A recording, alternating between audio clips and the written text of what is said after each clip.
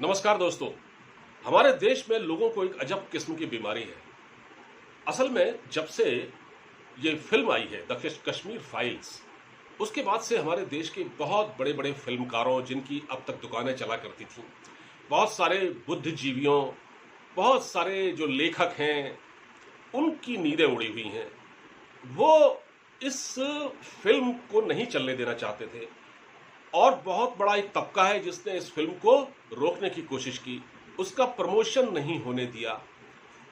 और ये वो लोग हैं जो हर बात को एक दूसरा बात बात कश्मीर फाइल्स की अगर हो रही हो तो एक दूसरा इश्यू ले आते हैं, उसी से मिलता जुलता, और उसको बैलेंस करने की कोशिश करते हैं।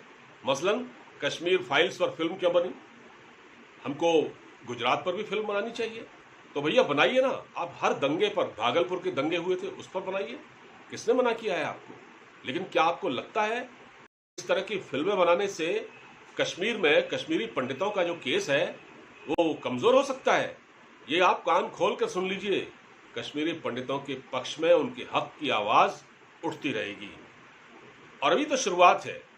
अभी देखिए आप, ये इनका एक कैरेक्टर देखिए, कैसे बैलेंस करने की कोशिश कर रहे हैं।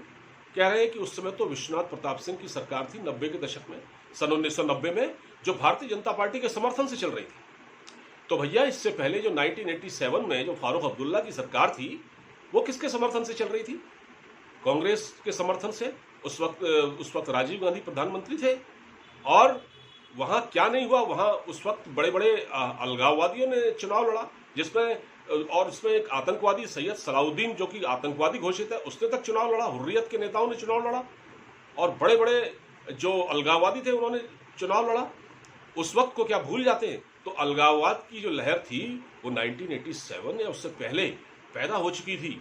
और ये वो वक्त था जब जो अलगाववादी है घाटी में, उन जिनको पाकिस्तान स्पॉन्सर कर रहा था, और वो पाकिस्तान जाकर बाकायदा ट्रेनिंग लेकर आए।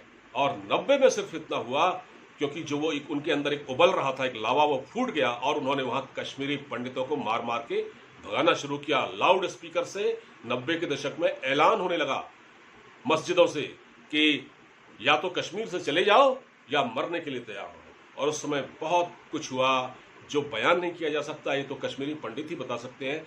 द कश्मीर फाइल्स जो फिल्म है, उसमें इसको ऐसा दिखाया गया है, इसकी ऐसी सीक्वेंसिंग की गई है कि बहुत कुछ सच है इसमें कोई गलती नहीं है। लेकिन इस फिल्म को बदनाम करने की कोशिश की जा रही है। कहा जा रहा है ये फिल्म नफरत के बीज बोएगी, समाज में अलगाव पैदा करेगी, और ये है, तब दुनिया भर की बातें की जा रही हैं। लेकिन एक बात याद रखिए कि आप लाख क्रिटिक हैं इसकी आलोचना करें, लेकिन इससे कश्मीर फाइल्स का में जो चीजें दिखाई गई हैं उससे कश्मीरी पंडितों का केस कमजोर नहीं होता। ये उन लोगों के चेहरे से नकाब उठा रही है जिन्होंने अपने दौर में, जिस कांग्रेस ने अपने दौर में वहां पर अलगाववाद को पुष्पित पल्लवित होने दिया, उसको उभरने दिया। और इसके लिए जब आज एक पहल की गई है, इस चीज को सामने लाने की कोशिश की गई है, तो समाज में इस तरह की बातें की जा रही हैं कि नफरत फैलेगी, अलगाव फैलेगा, वेमनस्य फैलेगा। हद है। कम से कम आप अपनी तारीख से तो सबक लीजिए।